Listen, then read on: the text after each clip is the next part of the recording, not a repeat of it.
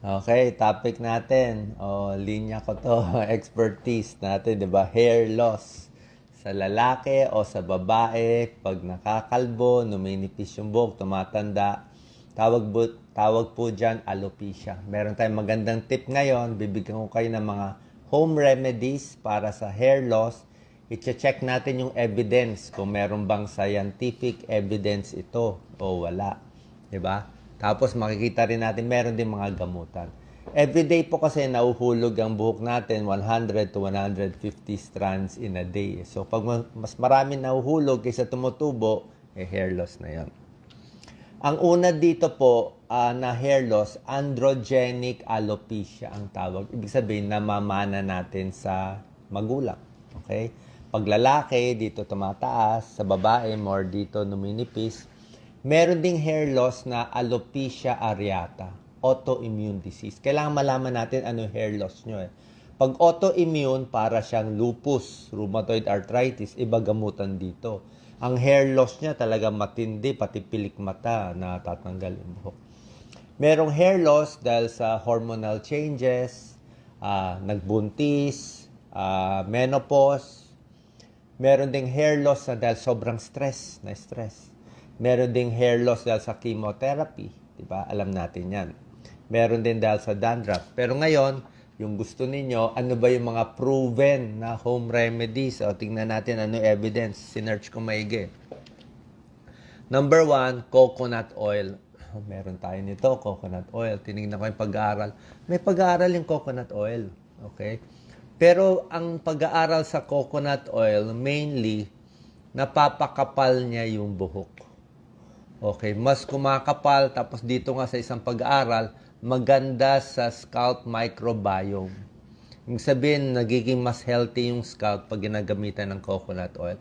Kasi parang may protein siya eh. Ito, may protein ng coconut oil. Kaya marami may gusto nito. Yan po. So, wala namang masama kung gusto niya gamitin coconut oil.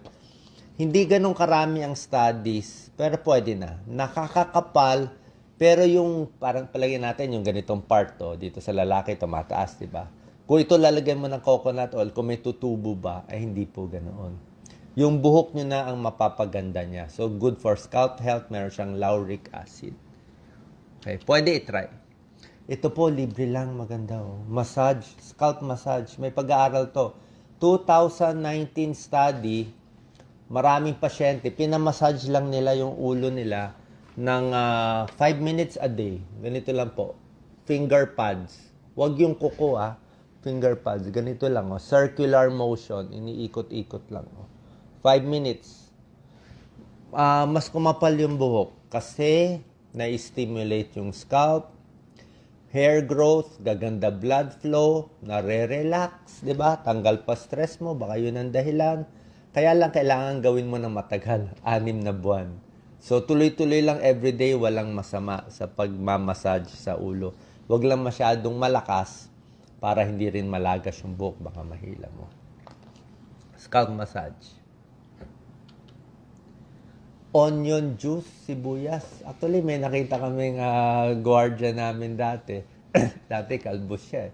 Nakita namin nung isang araw, nagulat ako, may buhok na siya. Sabi ko, ano ginawa mo? Nilagyan lang daw niya ng sibuyas. Sabi ko, sibuyas? Parang hindi naman tunay So, ni-research ko. Ano ba meron sa sibuyas? Chinek ko maigi yung pag-aaral. May pag-aaral talaga, oo. Pero hindi siya malaking pag-aaral. 2014, nilagyan ng onion juice ang scalp, mas kumapal yung buhok. 93% mas kumapal. Doon sa tubig lang nilagay, hindi kumapal. Pero ito, maliit lang na pag-aaral. So, dahil daw may sulfur yung onion, kaya nakakatulong. Okay, ito nga yung pag-aaral. Ganito lang po, onion siya, ino-osterizer, kinukuha yung juice, nilalagay twice a day, tapos sinuhugasan afterwards.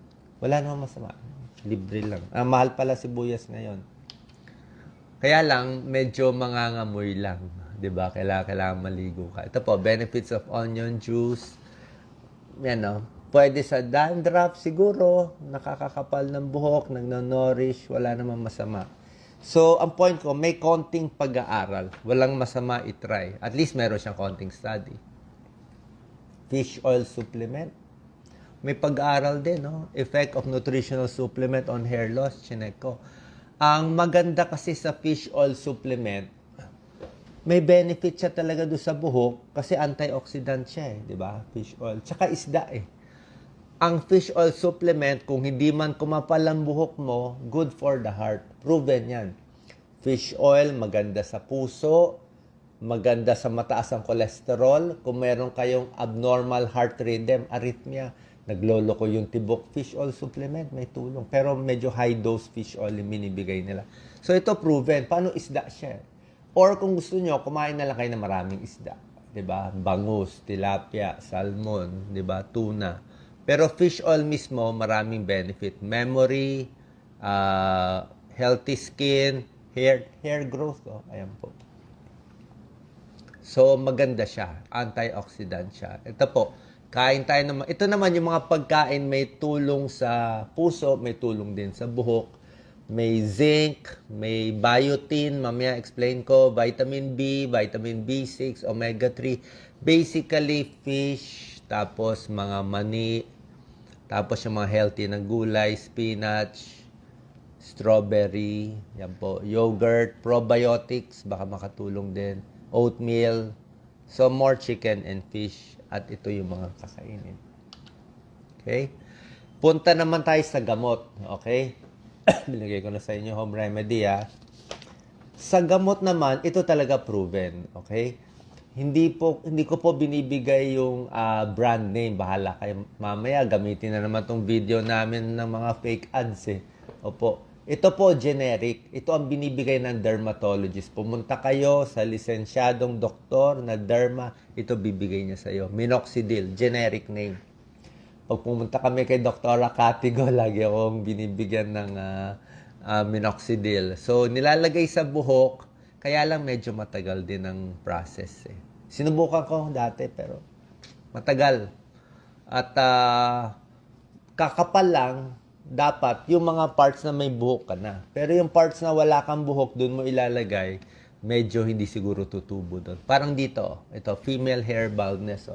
Mas siya dito, manipis dito. Kita na yung anit to. So after 4 months, 6 months, yan na mas kumapal siya.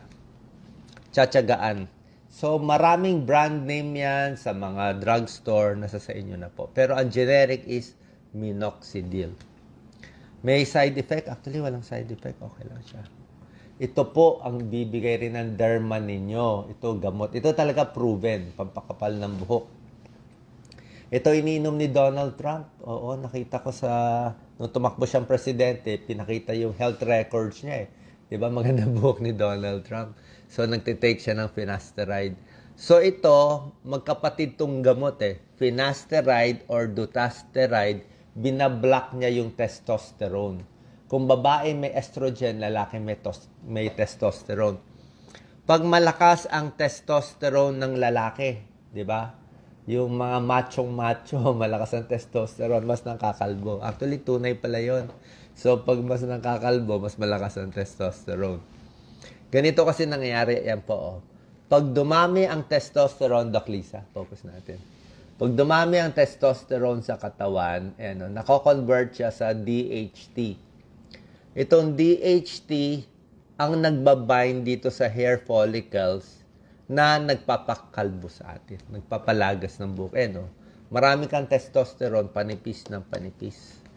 Ngayon, itong gamot na to, dalawang klase to, finasteride or dutasteride, generic na naman ito, siya nagbablock ng action nitong DHT. Pag na-block niya to, kakapal yung buhok mo. Okay? Itong DHT na to, yan po yan, kakakapal ng buhok. Kita natin. Kaya lang, ang problema dito may side effect. Diba? Siyempre, pag na-block mo na yung testosterone ng tao, may 2 to 4% pwede maging impotent, mahina sa sex, at hindi makatapos sa sex. Yun ang possible. Pero 2 to 4% lang naman. So, ang finasteride, dutasteride, kilala to ng mga lalaking 50 years old and above, binibigay rin ito for prostate enlargement. So, yung mga lalaking hirap umihi, nakita sa ultrasound, malaki yung prostate, ito bibigay sa inyo ng urologist ninyo. 'Di ba? Bukod dito, may dagdag benepisyo ka pa. Yung side effect niya na kumakapal yung buhok, yun naman ang gusto ng iba. Kaya kung 50 and above kayong lalaki, malaki prostate, hirap umihi, nakakalbo pa, ay bagay na bagay to 2-in-1. Ayan po, oh. Mas mabisa dito ayon sa isang comparison study ang dutasteride kumpara sa finasteride. Pero pareho naman silang okay naman. Okay? Ang side effect lang yung impotence. And problema ko lang dito presyo. Medyo mahal. Between 30 pesos to 55 pesos per tablet iinumin mo ng 6 months. Mahal. Pero yan ang binibigay sa prostate din para hindi maoperahan sa prostate. Iba pang mga home remedy, na mga natural remedy, chinek ko rin maigi, biotin. Alam ko, maraming products may biotin. Meron nga akong vitamins na may 1,000 na biotin. Pero sa meta-analysis ng review of use of biotin for hair loss, medyo neutral. Walang ganong kalaking pag-aaral. Walang ganon. Pwede kayo uminom ng vitamins na may biotin tulad ng mga pagkaing healthy. Pero yung masasabi namin na siguradong gagaling ka, wala po eh. Wala pang lumalabas na magandang resulta. Sa aloe vera, ginagamit din sa maraming shampoo. Ito, marami nagsasabi, maganda daw sa scalp. Baka makatulong, pero yung pinakapag-aaral, wala rin. Walang ganong kagandang pag-aaral. Okay? Walang ganon kagandang. Kung gusto niyo yung mga sigurado, ito mga gamot, maraming pag-aaral. Talagang kumakapat. Pero kung gusto niyo i-try na sa shampoo, wala nang masama. Meron pa nga nagsasabi, lemon lemon juice. Ang lemon, mataas sa vitamin C, anti-cancer, antioxidant, anti-inflammatory. Pero para sa buhok, wala ring gano'n nakita. Ang nakita lang nila, pag nilagyan ng lemon yung buhok, mas nagla-lighten yung kulay. Acidic siya eh. So, tayo Pilipino, gusto natin mas maitim eh. So, hindi bagay sa atin. So, inumin na lang ang lemon. Hindi na pinapahid sa buhok. So, kanya-kanya po. Isa din problema, kaya nagkaka-hair loss ay dandruff. Ayan, no? Dandruff. Bakit ba nagkaka-dandruff? Maraming dahilan. Diba? Merong dandruff na siguro baka sa shampoo, hindi maganda, environmental change, very oily. Pero may dandruff dahil sa psoriasis. Alam niyo yung psoriasis, iba naman yun. So, iba gamutan sa psoriasis. Merong dandruff na seborrheic dermatitis. Ang seborrheic dermatitis, isa siyang fungal infection. Oo, may fungus po. Nandito siya, dito siya sa may side, Dito maraming balakubak. Tapos madalas dito sa mata, dito sa eyebrow. Dito. Kilay. Tapos sa tenga. Minsan dito. Ayan, Pag laging may balakubak dyan, seborrheic dermatitis yun. Papacheck tayo sa derma. Minsan binibigyan ng konting antifungal or yung anti-dandruff shampoo. Pwede rin yun. Nizoral, salicylic acid, may tar. Basta bili kayo ng kahit anong shampoo. Wala tayong na-endorse dito. Any of these products, salicylic acid, coal tar, selenium, zinc, pyrithione, lahat yan may anti-dandruff properties. Pwede naman i-try. Okay? So, dandruff yan ang problema. So, may fungal, may infection. Hindi naman siya nakakahawa. Yan, seborrheic dermatitis. So, yan na po Sana at least alam nyo na yung mga possible na home remedies, yung mga scalp massage, yung onion, fish oil, gusto nyo subukan, coconut oil, wala naman masama. At meron din yung mga tableta na nire-reseta ng doktor. So, papacheck tayo sa derma kung meron kayong problema sa buhok. Maraming salamat po. God bless.